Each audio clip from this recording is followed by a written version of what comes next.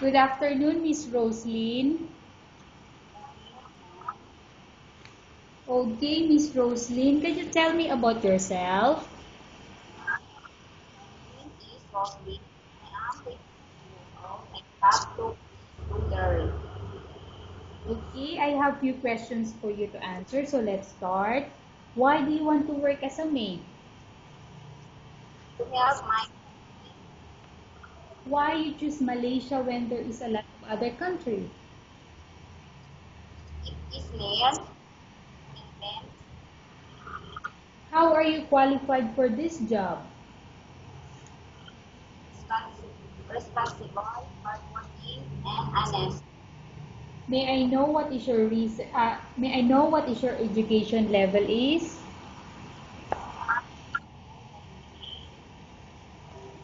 What is your recent experience?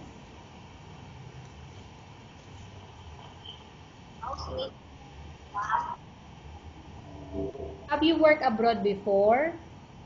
mom, Do you have experience of taking care of baby?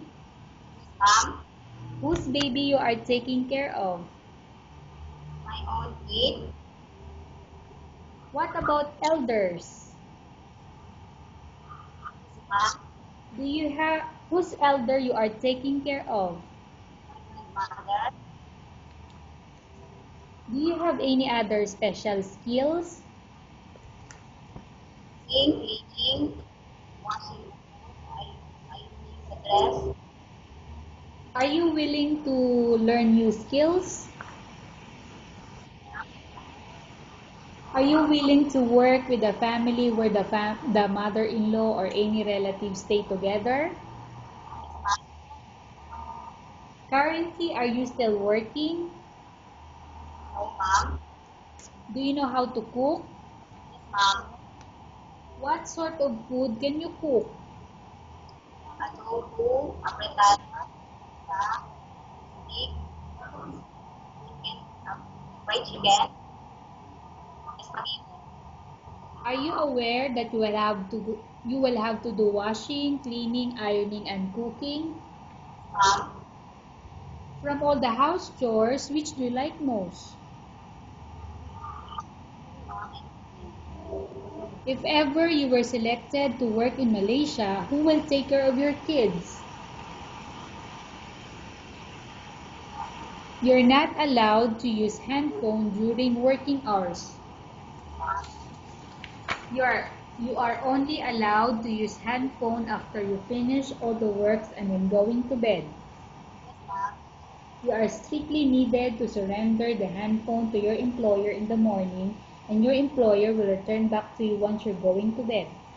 yes, mom, If ever your employer finds out that you're abusing of using your handphone and it's affected your work performance, your employer will confiscate your handphone and you're not allowed to hold it anymore. Instead, your employer will allow you to call to your family 3 times in a month. You're only allowed to bring normal phone and you're not allowed to bring smartphone. Are you agreed for the terms and conditions? Are you agreed to the rules and regulation for the handphone? yes, mom. How many years is the contract as you agreed and understand? 2 years Can you describe for me your ethics or your attitude? honest and responsible, hardworking. How can you assure to us that you will work hard in Malaysia? I will obey all law and regulate my career. Can you promise not to use the telephone without the permission of your employer? Mom, Can you promise not to put on makeup but to dress properly while work? yes, mom, Can you promise not to invite friends and relatives without the consent of your employer? yes, mom, Can you promise not to ask for advance salary from your employer under any circumstances? yes, mom, Do you really understand of the rules and regulation of the agency? yes, mom. Do you pay any placement fee for you to come to Malaysia to work as a maid? Do you have any history of sickness, example breast cancer or any other illness? Do you suffer from any skin diseases, allergy or physical defect? Have you suffered from any serious illness? Have you undergone any operation? Are you medically fit? Are you in any medication? Are you allergic with any food? Are you prepared to work for the employer of any race? Are you prepared to eat the type of food taken by your employer? Are you afraid of being left alone in the house? Are you afraid of dogs or other pets? Can you promise to work according to instruction from your employer? Do you have any immediate family working in Malaysia? Okay, Miss Roslyn, we have finished our question section. Let's go to case study. I have a case study for you and I want you to answer me truthfully. Upon arrival in Malaysia within 6 months, if ever any of your family members pass away, what will you do? Will you continue to work to finish your contract or you will go back?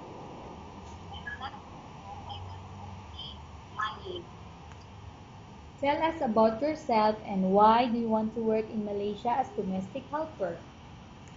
I want to work and I want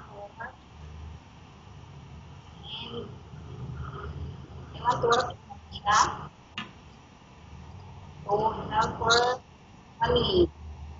Okay, Miss Roslyn, what do you want to tell to your employer who watching your video?